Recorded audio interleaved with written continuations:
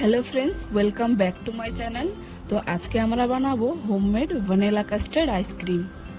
আইসক্রিমটা আমি whipping cream ছাড়াই তৈরি করব, যেহেতু সবার কাছে হুইপিং ক্রিম অ্যাভেলেবেল থাকে না, তার জন্য হুইপিং ক্রিম ছাড়াই আজ আইসক্রিমটা তৈরি করব। এটা কিন্তু খেতে মার্কেটের মতো একদম ক্রিমি আর টেস্টি হয়। তা চলো দেখা যাক আইসক্রিমটা আমি কিভাবে তৈরি করছি। প্রথমে একটা কড়াইতে 1.5 লিটারের মতো দুধ দিয়েছি, তার মধ্যে 2 বাটি চিনি দিয়েছি। চিনিটা প্রথম থেকেই বেশি করে দিতে হবে, কারণ আইসক্রিমটা জমানোর পর মিষ্টি কমে যায়, তার জন্য প্রথম থেকেই মিষ্টি বেশি করে দিতে হবে। এইদিকে একটা বাটিতে ঠান্ডা দুধের মধ্যে 3 চামচের মতো কাস্টার্ড পাউডার দিয়ে এটাকে গুলিয়ে নিয়েছি। দুধটা কিন্তু ঠান্ডাই হতে হবে, কারণ গরম দুধে কাস্টার্ড পাউডার দিলে লাম্পস পড়ে যেতে পারে। তার জন্য সবসময় কাস্টার্ড পাউডার বা কর্নফ্লাওয়ার কিছু মেশানোর সময় ঠান্ডা দুধ বা জল ব্যবহার করতে হয়, না হলে লাম্পস পড়ে যেতে পারে। আমি এখানে ভ্যানিলা ফ্লেভারের কাস্টার্ড পাউডার ইউজ করেছি। মার্কেটে ডিফারেন্ট ফ্লেভারের কাস্টার্ড পাউডার পাওয়া যায়, তোমরা চাইলে সেটা দিয়েও বানাতে পারো। এদিকে চিনি যখন গলে যেয়ে দুধ ফুটে উঠবে, তখন কাস্টার্ড পাউডার গুলিয়ে রাখা দুধটা ধীরে ধীরে দিতে হবে আর খুন্তি দিয়ে দুধটাকে নাড়তে হবে। কাস্টার্ড পাউডার দেওয়ার পর কন্টিনিউয়াসলি খুন্তি দিয়ে নাড়তে থাকতে হবে, যাতে কড়াইতে লেগে না যায়। তারপর 10 মিনিট পরে দেখবেন দুধটা এভাবে গাঢ় হয়ে যাবে, তখন দুধটাকে নামিয়ে নিতে হবে। তারপর এই কাস্টার্ড মিক্সটাকে একটা পাত্রতে ঢেলে আধা ঘন্টার মতো ফ্রিজে ঠান্ডা হতে রেখে দিতে হবে। ফ্রিজ থেকে নামানোর পর কাস্টার্ড মিক্সটা এইভাবেই আরও বেশি গাঢ় হয়ে যাবে। তারপর বড় একটা মিক্সিং জারে 1 বাটির মতো দুধের সর দিয়ে দেবো। যেহেতু আমি এখানে আইসক্রিমে হুইপিং ক্রিমের ব্যবহার করছি না, তার অল্টারনেটিভ আমি এখানে দুধের সর ব্যবহার করছি, কারণ দুধের সর দিয়ে বানালেও আইসক্রিমটা খেতে খুব ক্রিমি হয়। দুধের সর দেওয়ার পর ঠান্ডা করে রাখা কাস্টার্ড মিক্সটাও এখানে দিয়ে দেবো। তারপর এটাকে 5 মিনিটের মতো ব্লেন্ড করে নিতে হবে। এটাকে ব্লেন্ড করে নেওয়ার পর এমনই একটা রানি কনসিস্টেন্সি চলে আসবে।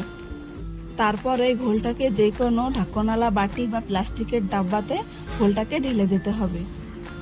ডাব্বাটার ঢাকনটা লাগিয়ে ফ্রিজারের মধ্যে 2 থেকে 3 ঘন্টার মতো সেট করতে দিতে হবে। 3 ঘন্টার পর দেখে নেব আইসক্রিমটা কিভাবে সেট হয়েছে। দেখুন, এইভাবেই আইসক্রিমটা সেট হয়ে যাবে। তারপর এটাকে একটা চামচের সাহায্যে কুড়িয়ে নিতে হবে।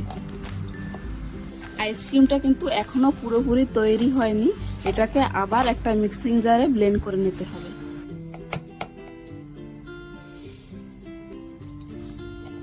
এই আইসক্রিমের মিক্সটাকে আবার একটা ব্লেন্ডার জারে দিয়ে দেবো।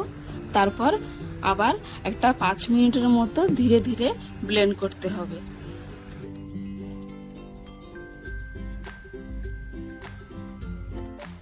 আইসক্রিমটাকে ব্লেন্ড করার পর আবার একটা লিকুইড ফর্মে চলে আসবে। এই দেখুন, আইসক্রিমের মিক্সটাকে 2 বার ব্লেন্ড করার ফলে উপরে একটা বাবল ফর্ম ক্রিয়েট হয়েছে। এই বাবল ফর্ম ক্রিয়েট হওয়ার ফলেই আইসক্রিমের স্মুথ একটা টেক্সচার আসে। আইসক্রিমের মিক্সটাকে সেম সেই বক্সটার মধ্যেই পোর করে দিয়েছি। তার উপরে ডেকোরেশনের জন্য টুটি ফ্রুটি আর ড্রাই ফ্রুটস অ্যাড করেছি।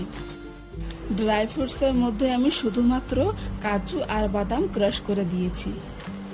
এই দুইটার মধ্যে যে কোনো একটা দিলেই হবে। আমি টুটি ফ্রুটি আর ড্রাই ফ্রুটস দুটোটা অ্যাড করেছি। তোমরা চাইলে টুটি ফ্রুটিও দিতে পারো, না হলে ড্রাই ফ্রুটসও অ্যাড করতে পারো। ড্রাই ফ্রুটসগুলো অ্যাড করা হয়ে যাওয়ার পর আমি এখানে একটা ক্লিন পলিথিন নিয়েছি, ওটাকে আইসক্রিমের উপরে দিয়ে দেবো। আইসক্রিমের সাথে পুরো লাগিয়ে দিতে হবে। আইসক্রিমটা জমানোর সময় যাতে আইসক্রিমটা না পড়ে আইসক্রিমের ভিতরে, তার জন্য পলিথিনটা ইউজ করা হয়েছে।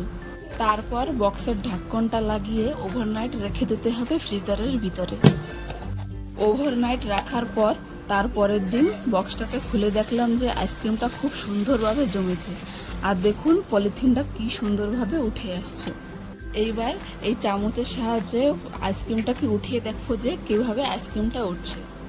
দেখুন, আইসক্রিমটা কিন্তু খুব সুন্দরভাবে উঠে আসছে। আইসক্রিমটা কিন্তু দেখতে খুব সুন্দর হয়েছে আর খেতেও একদম মার্কেটের মতো স্মুথ আর ক্রিমি হয়েছিল। হুইপিং ক্রিম ছাড়াই তোমরাও বাড়িতে বসেই সেম পদ্ধতিতে স্মুথ আর ক্রিমি ভ্যানিলা কাস্টার্ড আইসক্রিম বানিয়ে নিতে পারবে।